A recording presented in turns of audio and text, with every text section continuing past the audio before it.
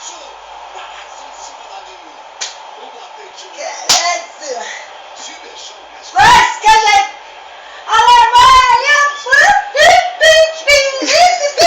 com isso, mãe.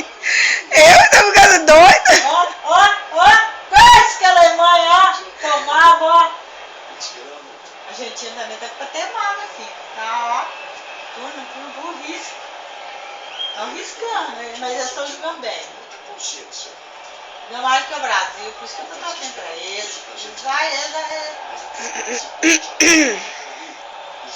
Tá jogando bem, mesmo que eles perder, mas eles estão pegando posse de bola mesmo, não estão nem aí, sabe? Os Brasil precisam estar com medo deles, aqui, ó. Medo deles passar por cima deles, ó.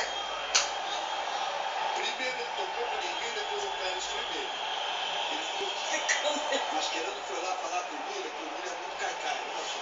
Muito caicai, ó. E aí fica a discussão dos dois. O Miller, o Rocco chega por ali, a parada era entre os dois. Então o Rocco, o lateral esquerdo da Argentina, que gerou toda a discussão com o lado. Olha lá, onde é que meteu esse aqui, ó. De falta, sim. No outro ano, outra vez a falta em cima do Miller. O jogo Baixinho moreno, nossa. Gastado. no primeiro tempo. A Argentina já teve chances mais claras de gol. Aí o Filipe Preto! Mas entrou e ó, foi lá metendo gol, né? O Brasil agora quer ver. Soa! Corre! Corre mesmo! Corre, galinha! Tá, corre, bicho! Medo de...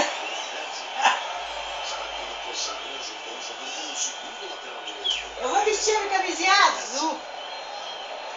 Vou até comprar uma blusinha azul amanhã se eu ganhar.